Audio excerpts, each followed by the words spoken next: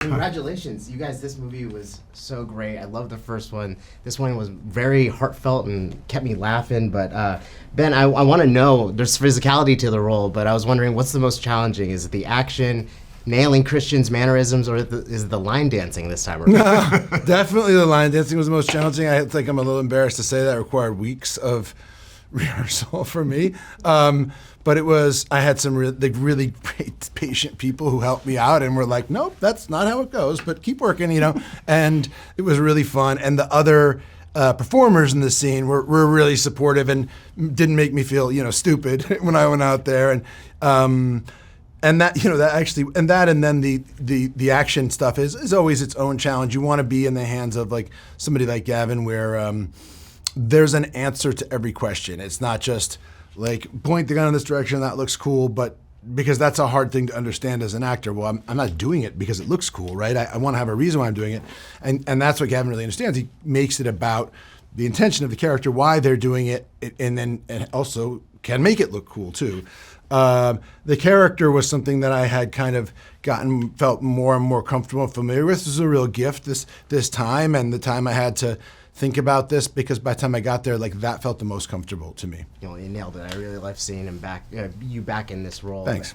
Gavin, I heard there were some rumblings of Accountant 3, and I'm just wondering, in terms of the big puzzle piece of like what needs to fall in place, what is going to make that happen? Because I'd love to see this rounded out in a trilogy if possible. Well, the puzzle part is the big issue with doing the third one, in regard to just do another puzzle plot, which is not easy to construct. Yeah, we want to do a third one. We have to. Ben and I we're having those conversations, so we want to do it. We want to do it with Amazon. So it's funny. That's the thing that was hardest about this one. Like, the story, the characters we all sort of knew, but then it's like, I was quite like, you have to make it complicated enough that, and I think he did a great job, that you need somebody who's great at this to do it, but not so complicated that the audience is kind of, and that those guys, Bill and Gavin, really built something in for this. Then I could see how much time they spent and worked it over and over and over on it until it got to that place where, to me, it just clicked.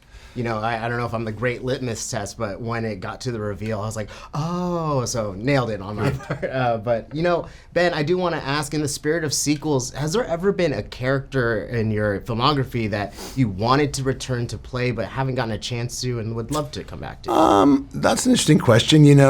I guess there are a lot of movies that just don't ever feel like, what would the sequel be? But this is the kind of movie where you like the characters, the plot is such that they could continue to engage in life, and you can imagine how it would continue to be an interesting story. So it makes a lot of sense to me.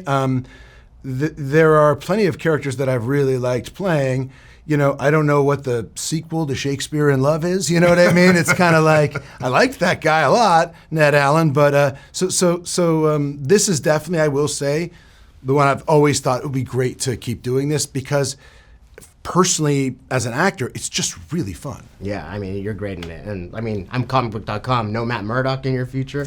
I think it seems like there's another Matt Murdock right now. I think is coming on. Is it airing yet? Yeah. Charlie Cox. And John's obviously Punisher. So the world has got no shortage of people jumping into those parts, and that's great. But I'm really into this right now. Absolutely. Gavin, I want to end with this. There are certain shots, like even the opening sequence between the first one and this one, the breakfast scene, and something I call a sliver shot, like when the sun is hitting the photo on the wall. It reminded me of the shot of, Chris looking at Dana in the first film through the doorway. Oh, the way he's closing the door. Yeah, so I was just, from a style perspective, what worked from the first one that you knew you wanted to emulate in this one, and what did you want to change, if anything?